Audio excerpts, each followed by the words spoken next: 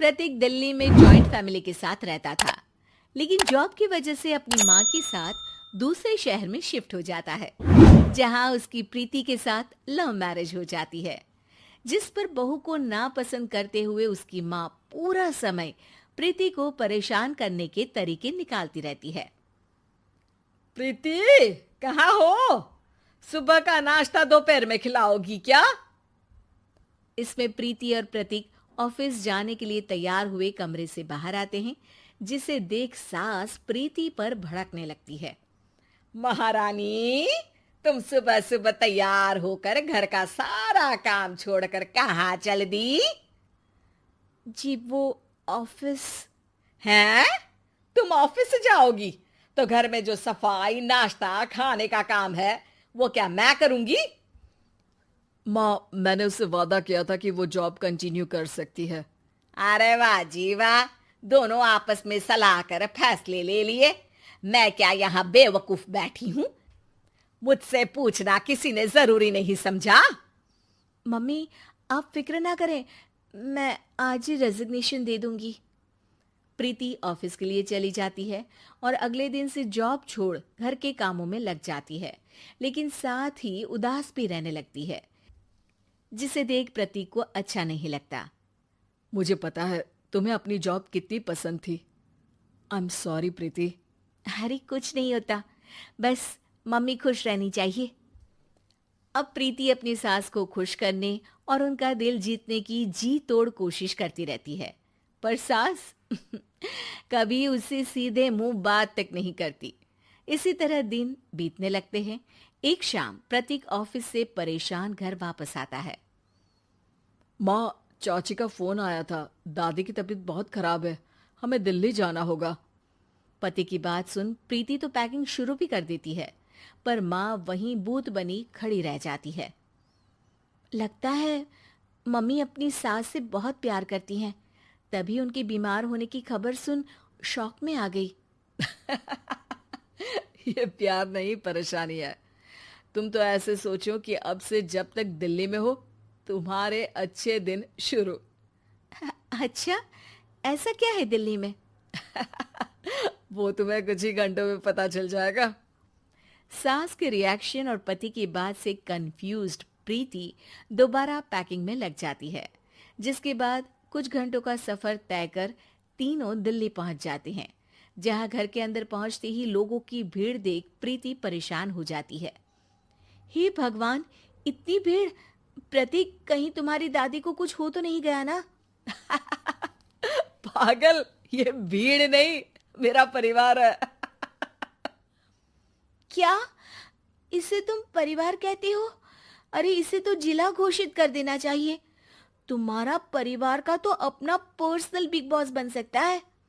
हैरान परेशान प्रीति परिवार वाले सदमे से बाहर निकली भी नहीं होती कि सिर पर पल्ला रखे शांत तरीके से सबके साथ बात करते हुए अपनी सास को देख उसे दूसरा सदमा लग जाता है। हाय राम, ये मम्मी का ऐसा भी कोई रूप है? ये तो मुझे पता ही नहीं था। ये तुम्हारी सास का ससुराल है। तभी प्रतीक की बहन बोल पड़ती है। यहाँ आपको ऐसी ऐसी चीजें देखने मिलेंगी जो सपने में भी सोची नहीं होंगी।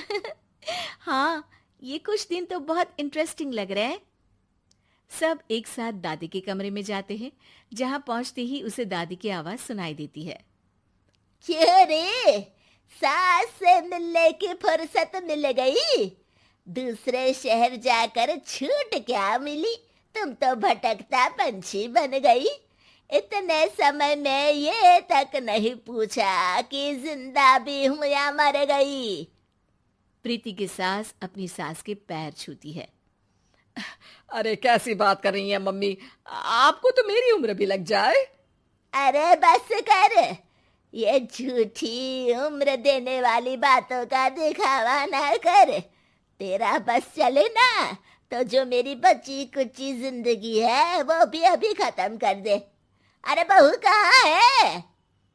इस पर सास प्रीति को दादी से मिलवाती है। दादी प्रीति को बहुत प्यार देती है। क्यों बहू, तेरी ये सास परेशान तो नहीं करती ना? अगर करती है तो अभी बता दे, मैं इसकी क्लास लगा दूंगी। अरे कैसी बात कर रही हैं माँ जी, भला मैं क्यों किसी को परेशान करूंगी। प्रीति अपनी सास का ये रूप एंजॉय कर ही रही होती है कि तभी चाची वहां आकर प्रीति को अपने साथ ले जाती है। सास की क्लास लगते देख जो खुशी मिल रही थी वो तुम्हारे चेहरे से साफ पता चल रही थी, इसीलिए ले आई, क्योंकि अगर उन्हें पता चल जाता तो तुम्हारी खैर नहीं थी। थैंक यू चाची जी। चाची और प्रीति घर में झूले पर बैठी बात कर ही रही होती है कि उसकी सास भी वहां आ जाती है। मतलब यहाँ सारा काम मैं करूं और तुम बैठी हंसी ठिठोली करो? अरे चलो जाओ खाना बनाओ। सास प्रीति को डांटकर काम करने भेज देती है, जिसे दादी देख लेती है और एक बार फिर सासू माँ की क्लास लग जाती है, जिसे पूरा परिवार मजे से खड़ा होकर देखने लगता है। क्यों रे, मैंने तुझे काम बोला और तू उस बच्ची को परेशान कर रही है? सास की कोई इज्जत रह गई है इस घर में या नहीं? यहाँ खुद की सास होते हुए भी ज्यादा बड़ी बन रही है।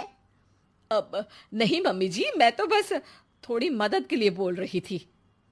सास रसोई में जाकर काम करने लगती है और दादी प्रीति को लेकर वहां से चली जाती हैं। इसी तरह एक हफ्ता बीत जाता है, जिसमें दादी अपनी बहू को डर, इज्जत और प्यार का फर्क समझाती रहती है और प्रीति उसका मजा लेती है। वापस जाते हुए दादी प्रीति और उसकी सास दोनों को अपने पास बुलाती है। मेरी बहू जिद्दी और अड़ियल है, इसलिए उससे हमेशा सही काम करवाने के लिए मुझे सख्ती करनी पड़ती है। लेकिन तुम्हारी बहू अच्छी है, तेरी खुशी के लिए वो अपनी जॉब और सपने भी छोड़कर घर में बैठी है। अपनी बहू के साथ प्यार से रहो। और प्रीति, अगर अभी भी तुम्हारी सास परेशान करे ना, तो फिर तुम्हें पता चल ही गया है कि शिकायत कहाँ करनी है। जी, अपनी सास के ससुराल में उनकी सासू माँ के पास।